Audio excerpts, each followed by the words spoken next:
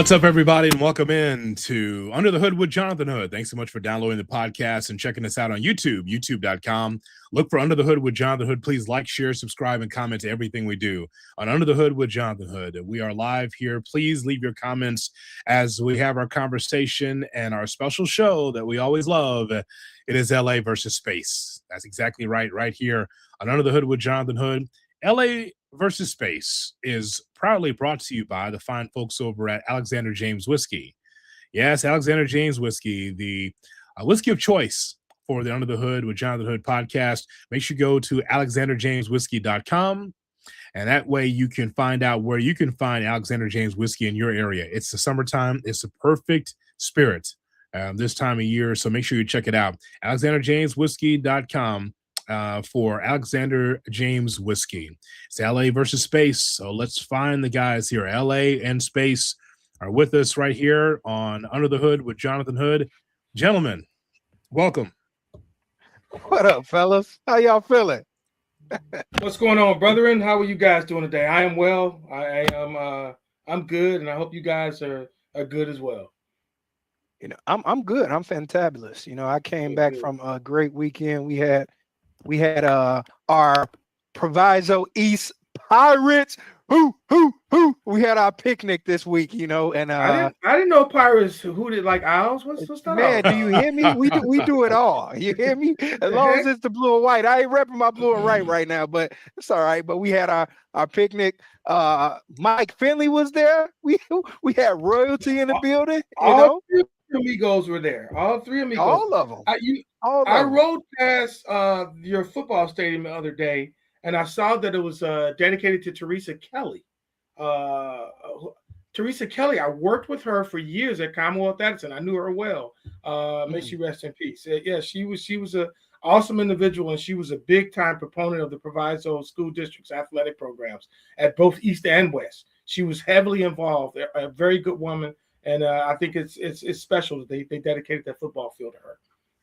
Absolutely. I believe she was one of the special ones that we had a balloon release also, and nice little dedication to our fallen Pirates. So yeah, it was a good time, man.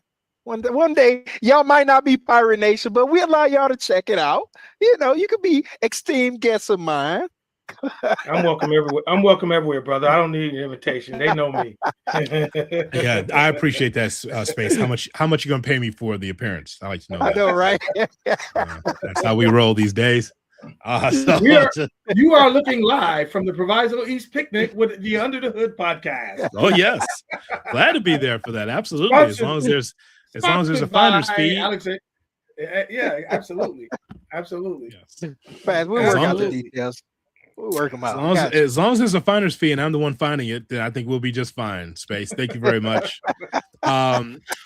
We of course, if you know the show, you know what it is. We have 4 topics, and the guys debate 4 topics right here on LA versus Space. Please leave your comments in as we continue our conversation. But first, before we get to the first topic, Space, we have to be able to give our guy a congratulations because he made it. How about that? 20 years. Go, LA. 20 years. Man. Congratulations. You're not like Michelle and I, where we ran out of fingers for 25. But that's good, man. You got 20. You made it, LA. That's pretty good. 20 years. I told people she hasn't killed me yet, but if she had, she'd be out of jail by now. That's right. That's true. That is true. We want to congratulate you because LA, I know you get this. Space, I know you get this too. When you've been in a long relationship and someone asks how long you've been married, you always get that little bit of a jerk from people. Just it's like, wow, really? You've been married that long? What? Wow, right? Yeah. Because you always take the under when it comes to marriage lately, based on the numbers. But we hang in there pretty well. Facts. Yeah, yes. I'm inspired by you fellas, man. 20 years for you, LA, 25 for you, Hoodie. I love it, man. Black love is beautiful, man. I'm working on a little 13 here, but we getting there, moving on up, There are 4 important words that you must know, and every man should know. Yes, dear, you're right. Yeah. Those are your and that's the end of the lesson.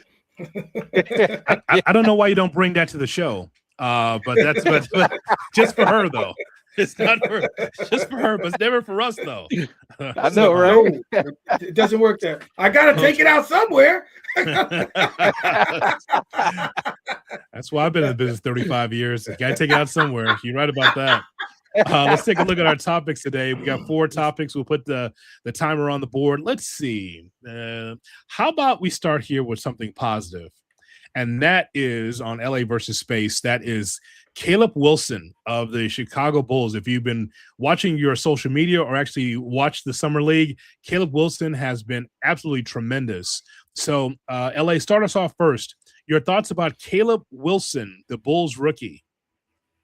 Well, I was overseas when their first Summer League game came on. So it came on over there. They're 6 hours ahead of us.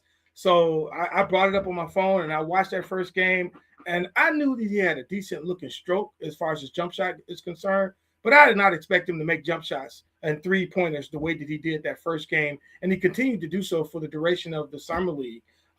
This guy has everything that it takes to be the one, which is something that we've been missing, something that we haven't had since Derrick Rose.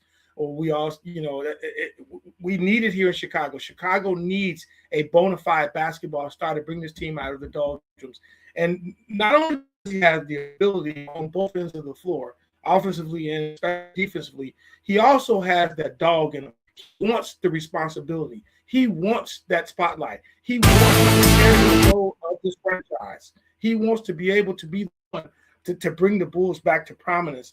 And it's in him. You hear it in him, in his voice. You see it in his play. You see the way that he takes charge. This guy is it. He's the one. I think the odds for him to win Rookie of the Year, I'd say you better buy now because he's going to get the opportunities. I know that Carlos Boozer's son is going to get the opportunities as well. Darius Acuff is going to get a lot of opportunities with that bad franchise in Sacramento. But if I were you and I would like to make a wager or 3, I would run to the window. I would run up on my best sporting app. I would call up my local bookmaker, which pretty much don't exist anymore, and I would place a bet on him. I think he was like 450 to 1 to win Rookie of the Year. I would take those odds every day of the week. This guy has 2 things that you can't teach: size, speed, or 3 things, and super duper athleticism. And if he develops a consistent jump shot, oh my goodness, it's going to be hell to pay. And he shot 45% from 3.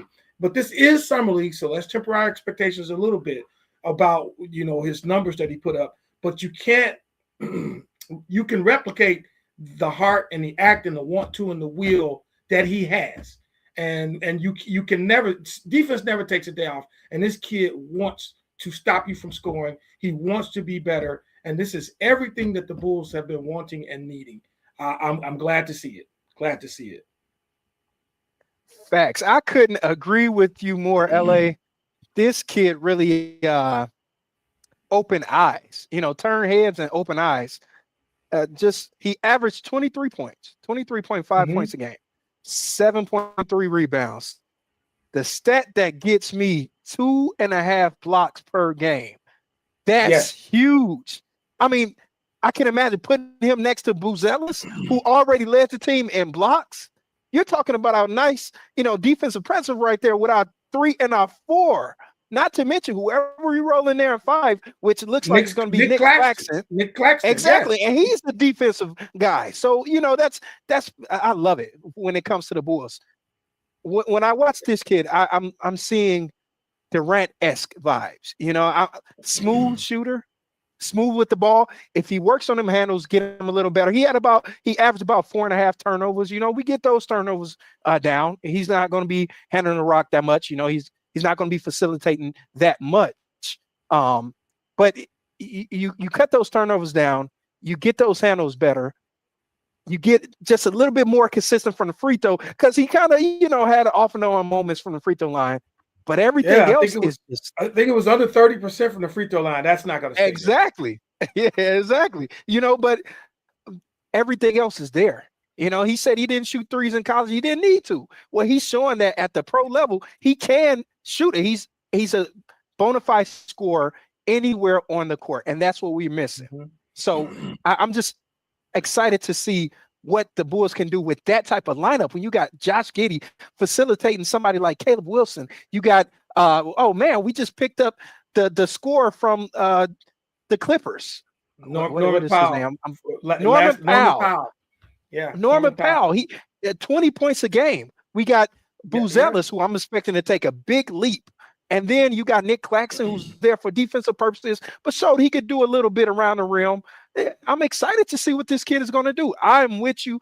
I'm taking a poll on this kid right now. I'm going and cashing in my ticket.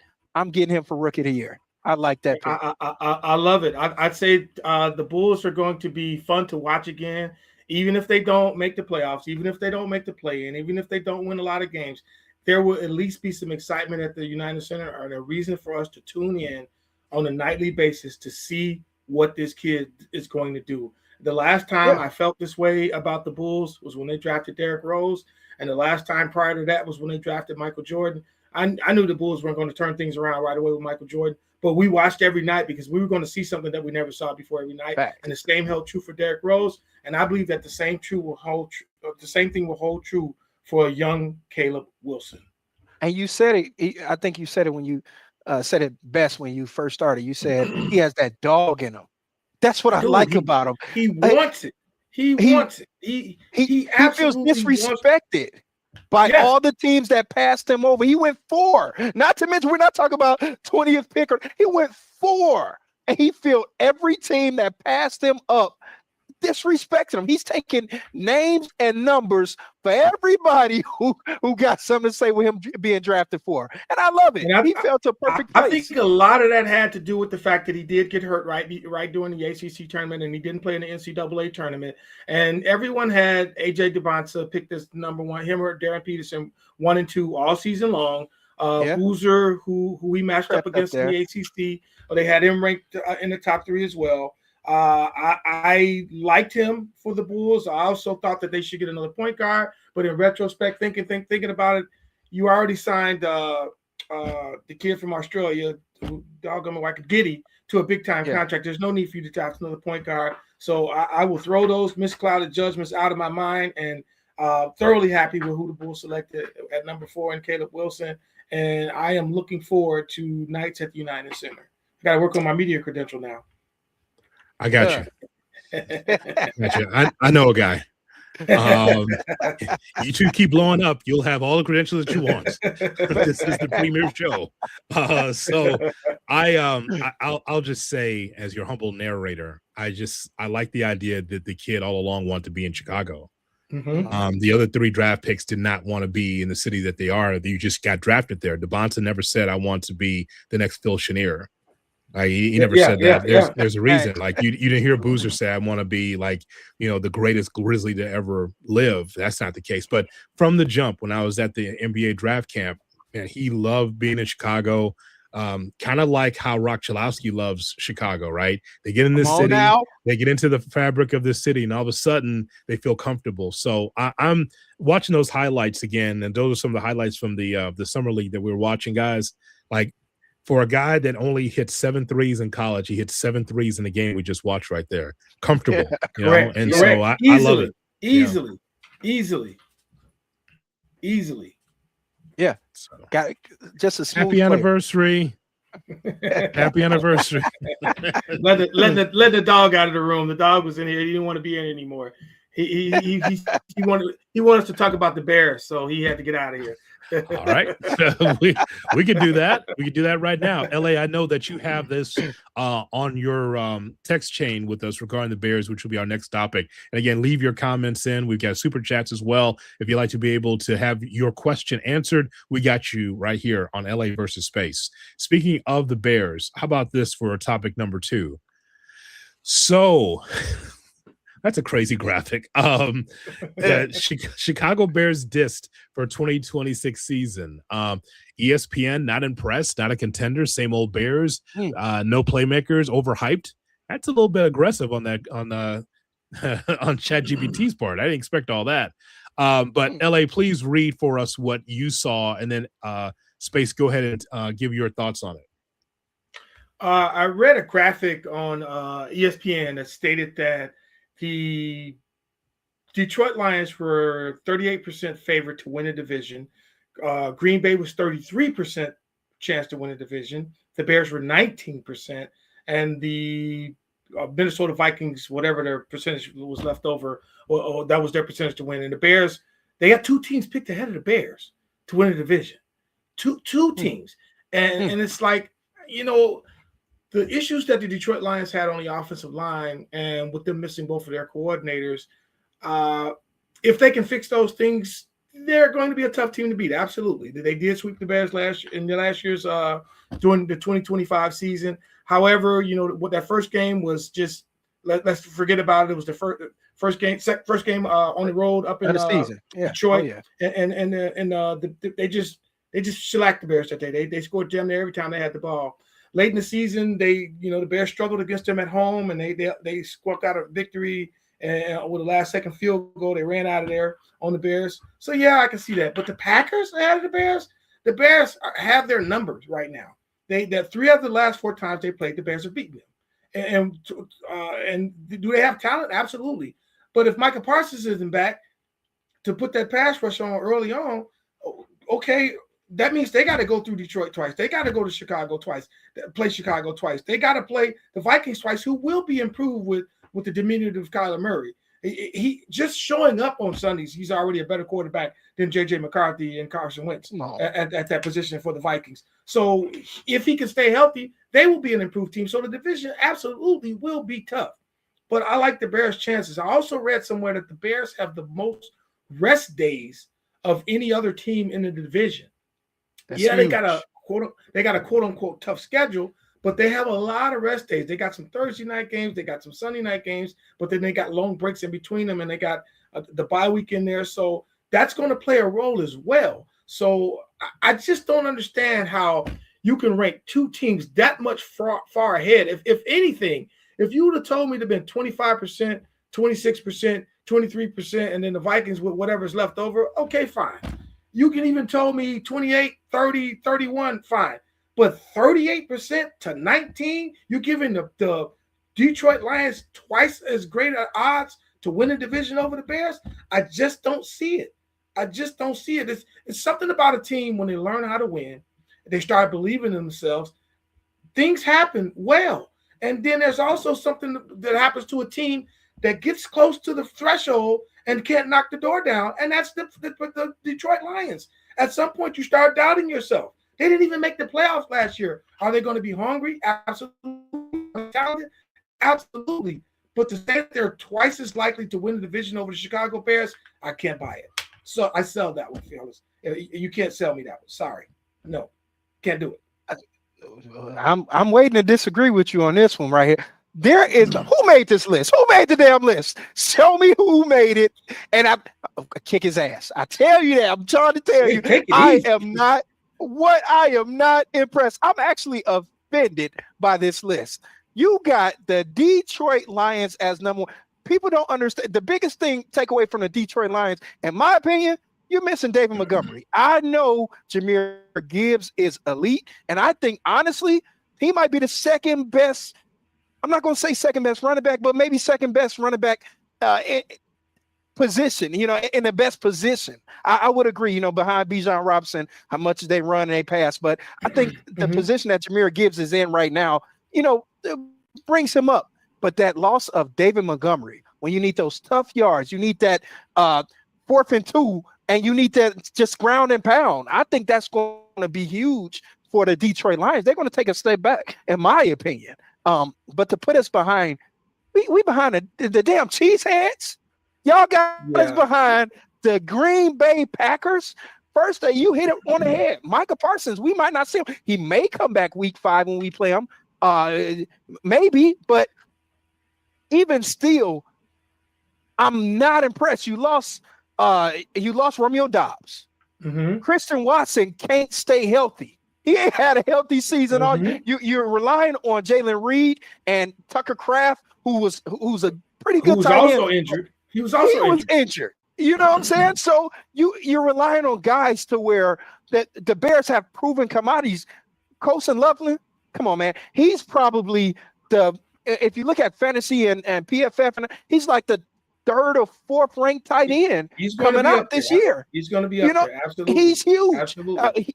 Way up there. You got people like Luther Burton, who's going to take a giant step now that DJ Moore is gone. And not to mention Roma Doomsday, who's coming off, and he's going to be completely healthy. And Swift had a 1,000-yard season quietly. So, I mean, I don't understand. What's up, my people? But I don't see how the Bears are getting that much slack. And then to piggyback on something I said a while ago, Minnesota's going to look good. They got Minnesota. I got Minnesota above Green Bay. I think Kyler Murray, with an actual smart QB whisperer, if you want to call him over there, I think Kevin O'Connell. I think he's going to shape him into something else. You got Justin Jefferson over there. You got Brian Flores defense. I think the Vikings are going to be sneaky good. So I put the Green Bay Packers. They're at the bottom of the totem pole. If you ask me, I think they're struggling to make that third spot. It's a battle between them. If I may, go ahead, Eddie. First of all, I don't know how you two can concentrate with all these great highlights. I couldn't concentrate looking at it. I don't know if you see what I see. It's on everyone else sees it. I don't know how you guys don't see it.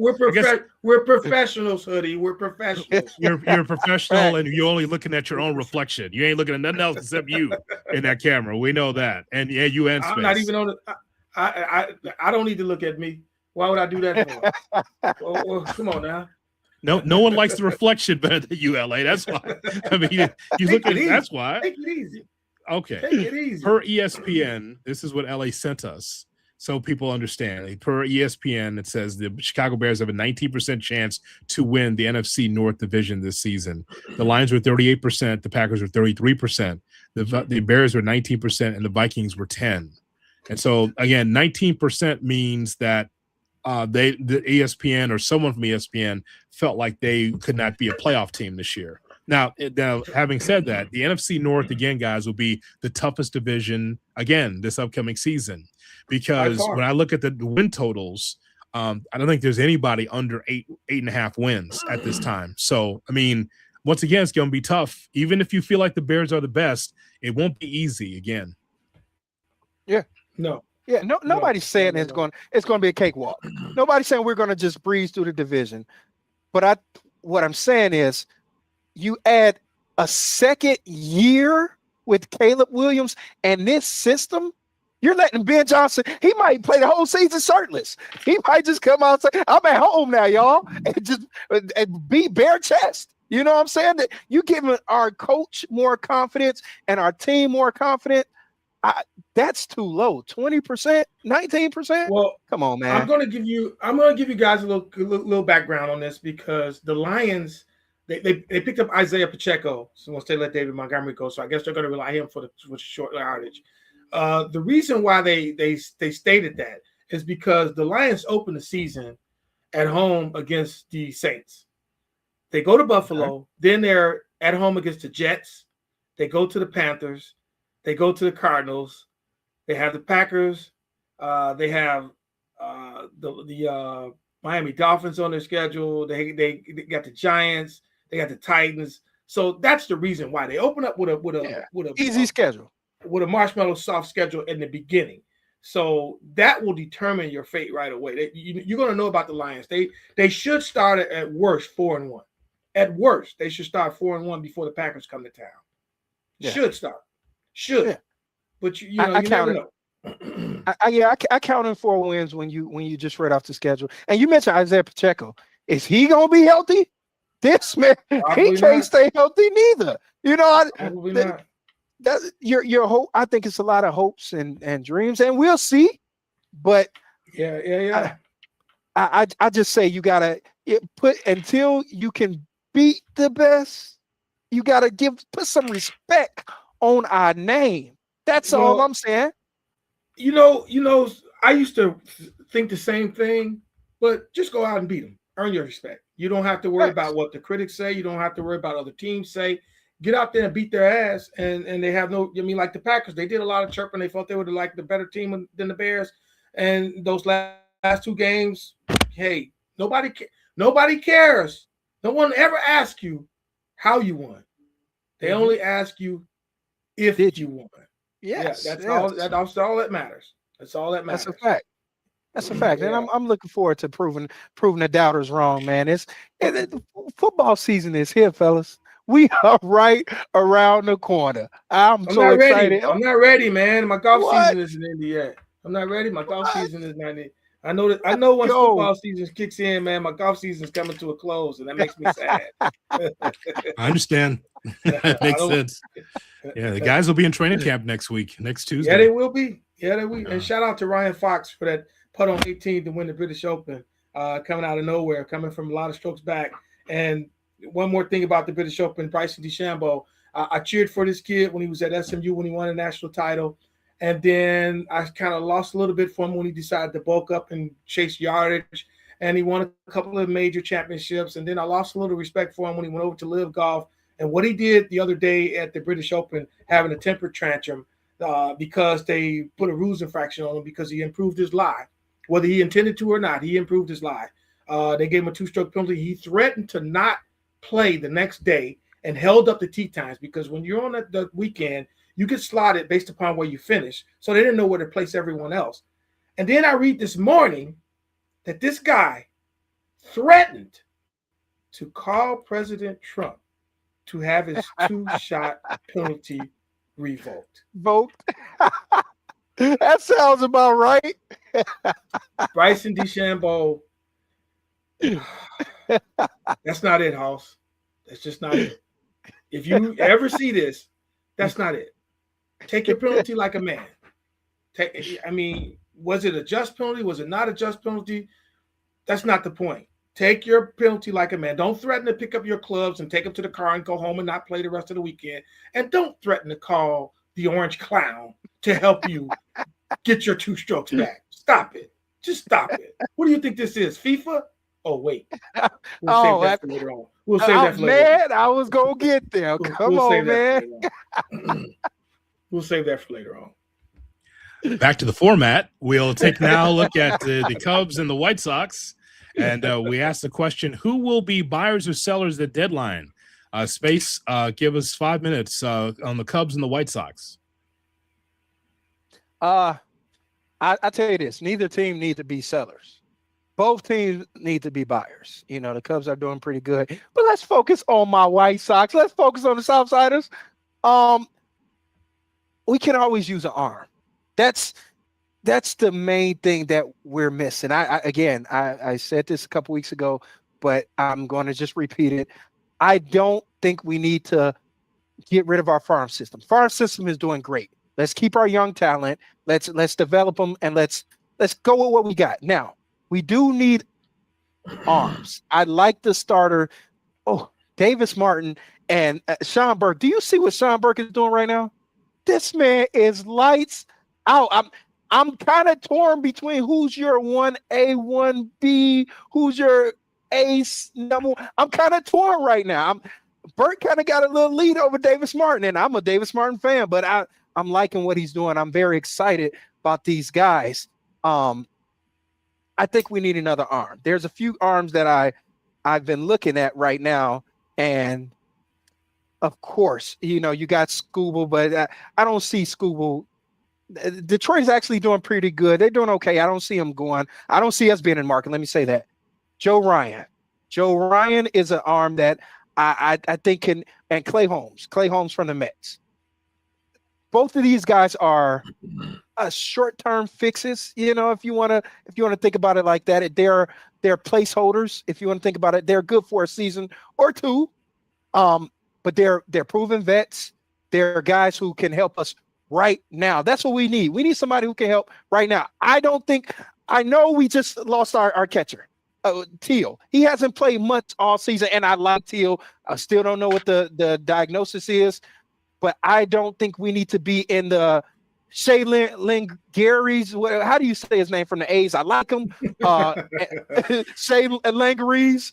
No, it's not Lacey Underall, and it's not whatever the fuck you just said. Shea Langoliers. Langoliers. That's how you say it. We Gary Langoliers. You know what I'm trying to say. We don't need to be in that conversation. We don't need to be in the Goodman conversation from the Rockies. We don't need neither one of those guys. I think we've caught up our guy, and Romo is playing pretty good. I think we're okay at the catcher position right now. Go get an arm. If you can manage to get somebody like Scooble, that would be to have a Scooble, to have a Burke and a Davis Martin for a playoff team. Oh my goodness. I mean, you got any hitter, you just good luck. You know, that's a dynamite starting rotation right there. You know, so I'm the bottom line is we shouldn't be sellers, we should be buyers.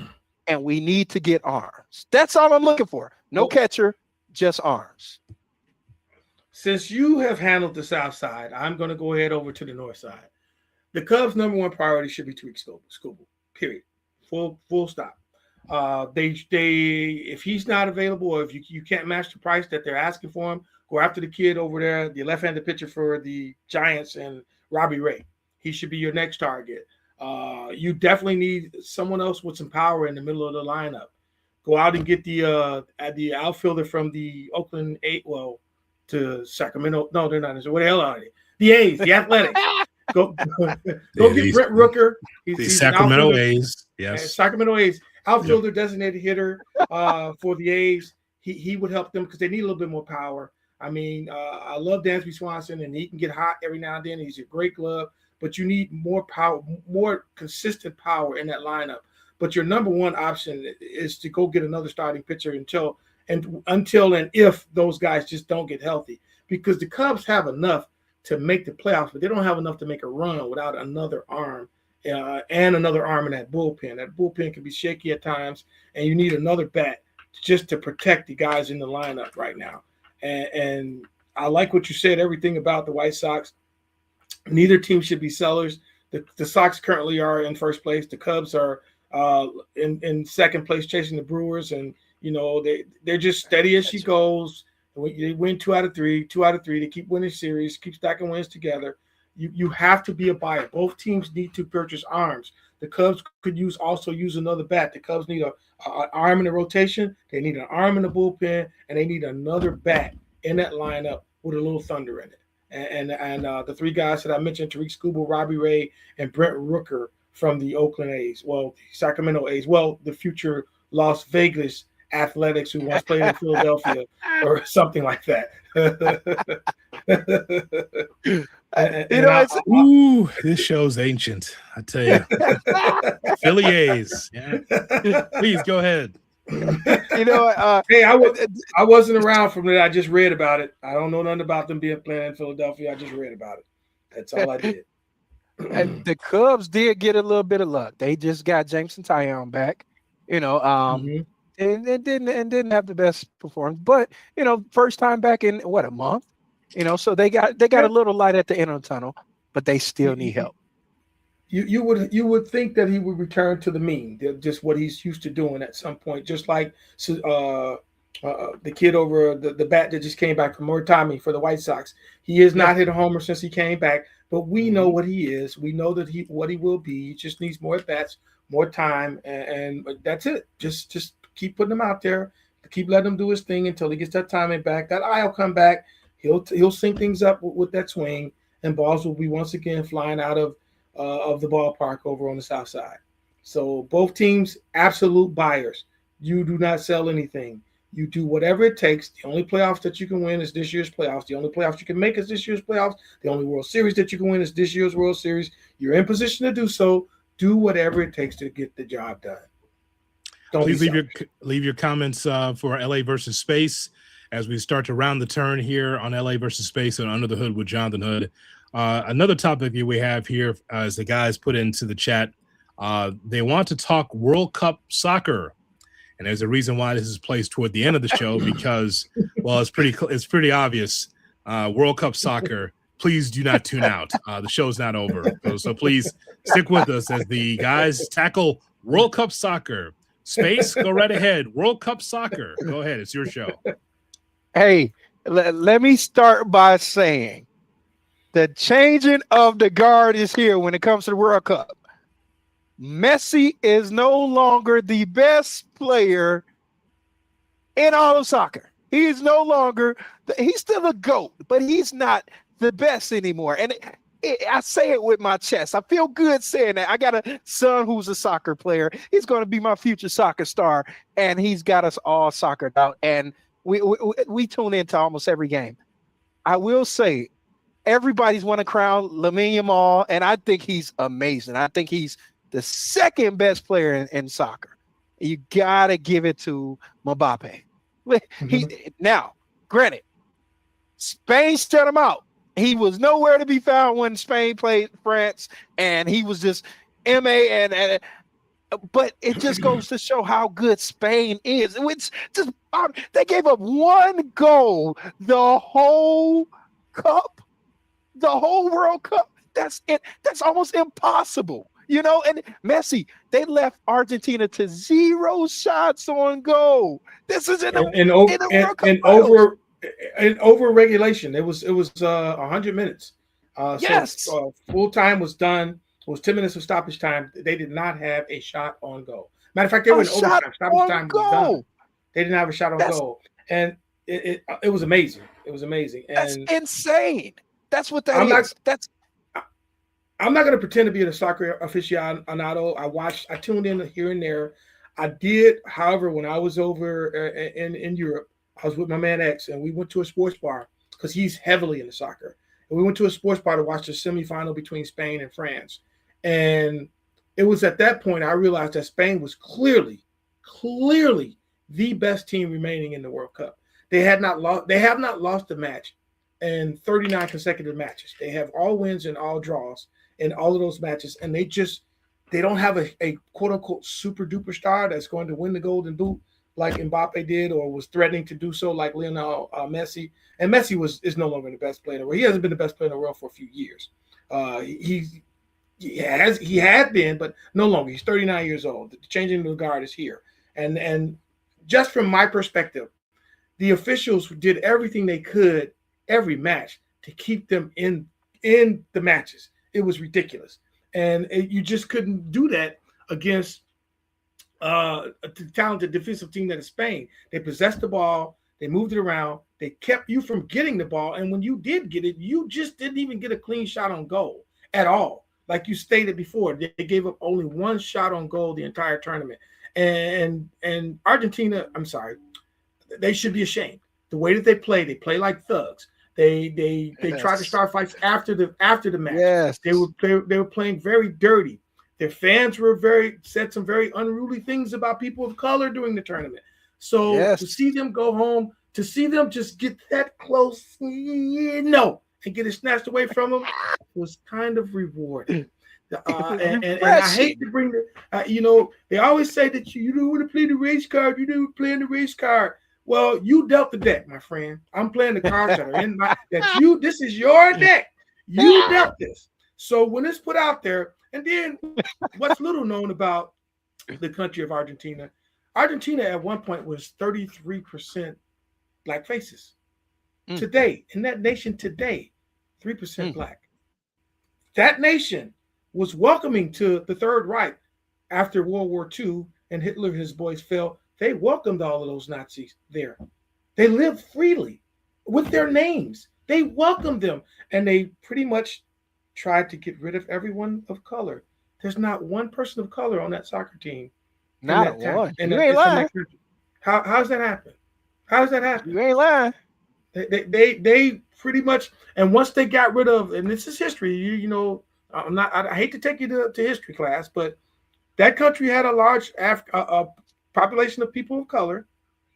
They pretty much eradicated them, and then they imported people from Europe, and then they forced the people of color to intermingle and marry people that were not of color so they can dilute the population, the people of color. And to this day, it's 3% black in that nation. 3%. Come on now. That's by design.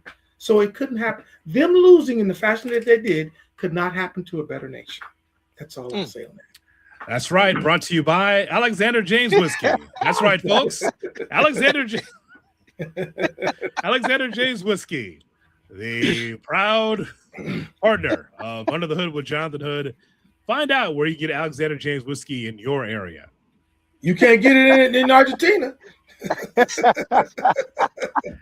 That's right, folks. Alexander James Whiskey. AlexanderJamesWhiskey.com. Always refreshing for any season. Alexander James Whiskey. If you'd like to sit fireside and listen to Black History, always have a sip of Alexander James Whiskey. It's actually South American history. I tell LA. I'm trying to turn a page on your history book. I got a different class over here. I know. Thank you very much. I know what you're doing, sir. Yes, we're just trying to hold on. So we always have an extra topic. And I'd like, if you don't mind, to be able to bring up the extra topic. Because speaking of race, here's Caitlin Clark. So here's Caitlin Clark as we are now at the first half of the WNBA season. I don't know if you guys know this or not, but the All-Star game is taking place at Wintrust Arena. All the festivities are here in Chicago. Yes.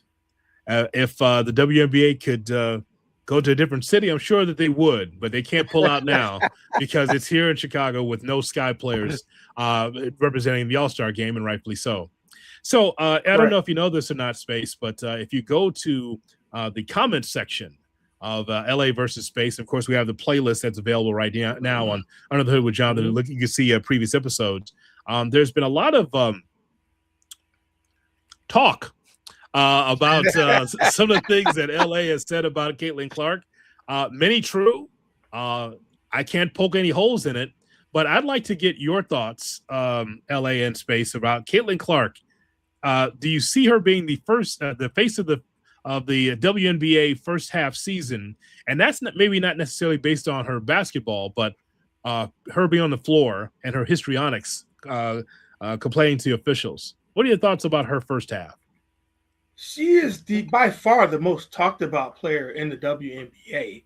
But has she been the best story in the WNBA this season? Absolutely not. It's that rookie point guard up in Minnesota by the name of Olivia Miles. She averages just as many points as Caitlin Clark, a couple of fewer assists, the same amount of rebounds. She shoots better from the field. She shoots better from three-pointer. They're about the same from the free throw line. And without their best player, the Minnesota Lynx have the best record in the entire WNBA. She's putting up Caitlin Clark numbers in her rookie season, the same numbers, actually a little bit better because of the efficiency than Caitlin Clark is. In player efficiency, I believe that, and I should know this, but I do, Olivia Miles, I think, is 6th or 7th in player efficiency rating in the WNBA as a rookie. Caitlin Clark is currently 12th. Caitlin Clark is not even the best player on her team. Last week, Caitlin Clark won Player of the Week because she had a 45-point game sandwiched by a 13-point game and a 17-point game. Meanwhile, her teammate, Kelsey Mitchell, had 33, she had 30, and she had 23. But Caitlin Clark gets Rookie of the Year. Look, I do not take any issue with Caitlin Clark except for the fact that she whines too much, she cries too much, she flops too much, and every time she's touched, it's like someone shot her. She performs like a soccer player. We just watched the World Cup. I don't know if they learned from her or she learned from them, and it's ridiculous. It is absolutely ridiculous. You cannot. She made a bucket the other day in a game. And she went to the floor, and she get up and she's running and limping down the floor. And then there was a call on the other end. All of a sudden, the limp went away as she approached the official, and she's berating the official, and she's very demonstrative, and she's super yelling. Every other player on every level of basketball, from pee-wee foot basketball, high school, JV, NBA, and the rest of the entire WNBA would have received a technical in that position. She got teed up. They got teed up. She didn't. And I think she's amassed her 6th technical foul, which means she's going to get a fine or whatever. Somehow that'll get rescinded because that's just the way this league, the commissioner of that league just doesn't have she doesn't have what it takes, and I think she will be replaced soon. Kathy Engelbert is her name, and Caitlin Clark. First of all, and I'm going to. It's not first of all. This is fifth or sixth now. There's no first of all. Now, come on. Okay, now. well, all right. I'm going to stop that. Last of all, okay. you got Congress people saying that something needs to be done to protect Caitlin Clark. You know what I'm going to say to those Congress people? Come on, say it. Shut up and govern. That's what I got to say. That'll be a great T-shirt. Shut up and dribble. You want the players to shut up and dribble? Shut up and govern. Go figure out how to stop this war over in Iraq. All right. Thank you very much. Here we now go from WVON to space. Now, your thoughts on? Good God. Yeah, somewhere Tony Brown is smiling. He's very happy about this journal you've opened today. You're all over the place. Space, Space. You're too young to remember, but LA and I grew up on a Tony Brown's journal on PBS. A very good show. Educational. You can learn everything about your history and about what's really going on in the world. That's when journalism was journalism during that time. What are your thoughts now on Caitlin Clark as we're going to get close now to the All-Star break? So Caitlin Clark is polarizing. That's my thoughts. She's must-see TV on and off the court, if I can say it like that. Caitlin Clark, to me, reminds me of Jerry Jones with the NFL. You know, you just don't know what's about to happen. You never know just tune in. You know, you'll see what's happening next. You know, Jerry is very impactful and he says some things, but you always got to listen to him. You got to, Caitlin Clark, you're just sitting here and you're seeing what the next debacle is going to be. Now, like you said, everybody's about protecting Caitlin Clark. It's about everybody's being protected, man. I don't think she's being abused there. I think she's getting hard fouls from everybody and not particular people or anything like that. But she's dishing them out the same way. She gives the same fouls. She plays physical. She's a very physical player. So if you're going to complain about her getting fouled, you have to complain about her fouling also. And for her only to have six, you must do that. What? And to only have 6 technical fouls, there's been plenty of instances to where players have, after the game, spoke about it. Oh, man, if it was me, I would have gotten plenty of instances where Caitlin Clark could have gotten another technical and should have gotten a technical. But everybody's I think everybody's in on it. I think the referees are in on it. I think people are just trying to save the face of the W. And however you want to look at it. But to an extent, she is the face of the W. So they're trying to extra protect her. I don't think she's being abused or anything like that. She is polarizing to watch, but she definitely isn't the best player by far. On her team. Oh, yeah. You can start there. Yeah. And behavior-wise on the court, she's Rasheed Wallace. That's what she is. She's Rasheed Wallace. Okay. She's capable of receiving a technical foul every single game. That's how she behaves. Every single time she does not get a call, she's yelling at officials. She's flop. Every single game you can call a tech on her. You could. Yeah, and there are very few players that you could say that about in the WNBA. And she's hella talented. When she gets it going and gets it cooking, it's a beautiful thing to watch when she's making shots from the low. But there are players like Paige Beckers that are playing better than her. There's a player by the name of Marina Mabry who put up a 50 ball, who was shooting for logo the same way. Why aren't we talking about her? Why not? Yeah. Paige Beckers is everything that a large portion of this population and new fans of the WNBA want Caitlin Clark to be. Mm-hmm. Now I agree 1,000%. And why does she not receive that same love that Caitlin Clark gets? I don't get it. You know what, LA? I said got some something. theories behind it. I know. I You got said theories it behind last time, and I had to Yeah. look into it. And I started doing some research. Mm-hmm. And I didn't see it the way you saw it until I started looking at it.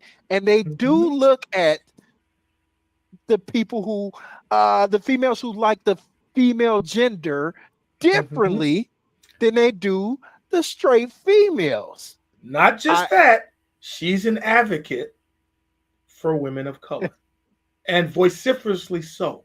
She spoke out about it when she was at UConn, when she won an award at the ESPYs. She talked about, I cannot accept this award in good faith without speaking on the pioneers that came before me. She said it back then. She came out with a statement last week saying that these other players need to be on the forefront and receiving this love that I'm getting and that the other person that we're mentioning. And again, Caitlin Clark, she's done nothing wrong. She's done nothing wrong as far as her play. It's the people that support her. And people can make you root for or against a player or a team because you want to see them miserable. These new loud voices that aren't even fans of the game. Oh, Caitlin Clark's the best thing ever. When's the last time you watched a WNBA game? What's the WNBA? Yeah, it was the same guy that hit that kid in the back of the head, I believe. Same person that supports Caitlin Clark and does not watch the WNBA. The guy at Wrigley Field. So don't get me started on that because I have been that gentleman sitting in front of him before, and let's just say I have sat during a national anthem before. Yes, I have.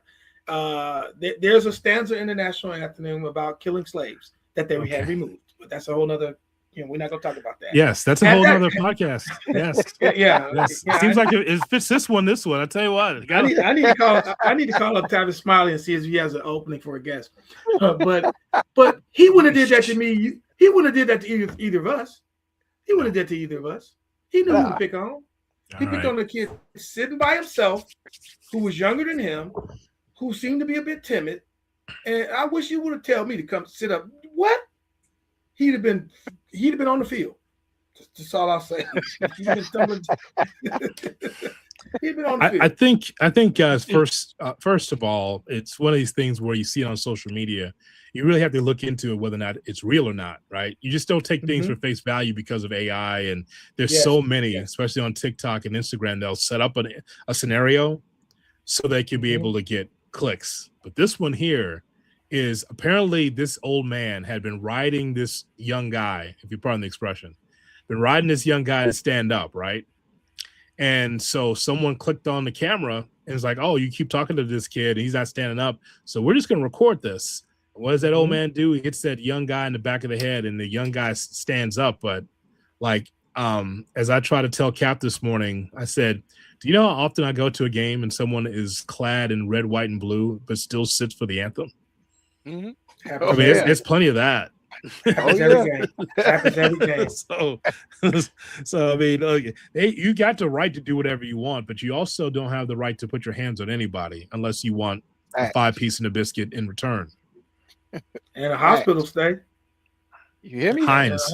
Maybe at Heinz. Yeah. Heinz VA. Salute. Maybe you sit up to Heinz.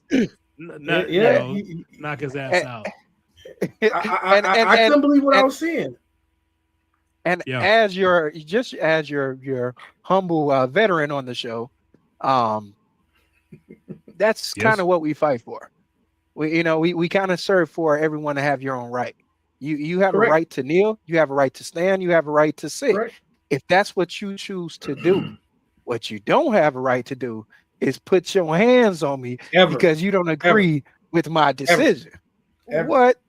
It would have been some teeth getting picked up somewhere, I'll tell you that. What? Going back to those rights, if we go back to Colin Kaepernick, the reason why Colin Kaepernick kneeled instead of sitting was because a Marine veteran by the name of Nate Boyer told him, instead of doing that, why don't you just kneel? It's your right to do. He was a veteran who said, you know what?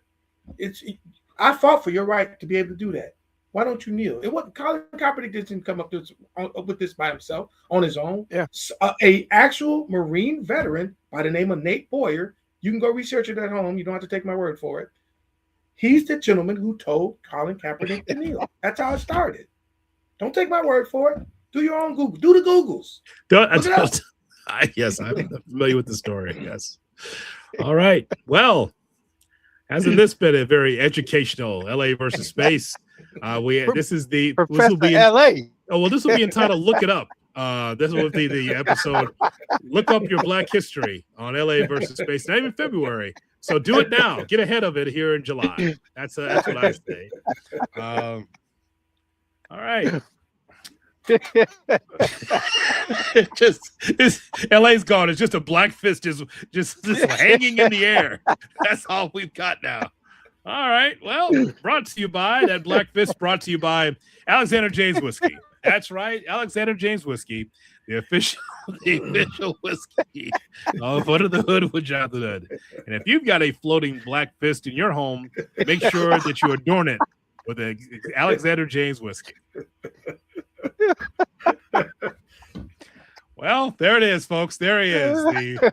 There he goes.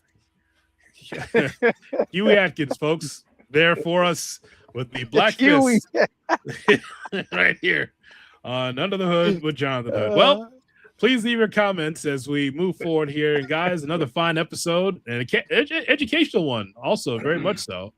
So thanks so much for another fine edition. He's got nothing now. He's tapped out now. Well, there it is, folks. LA versus space. Make sure you check out the playlist and check out previous episodes of our premiere show, LA versus space, right here in Under the Hood with Jonathan Hood. So long, everybody.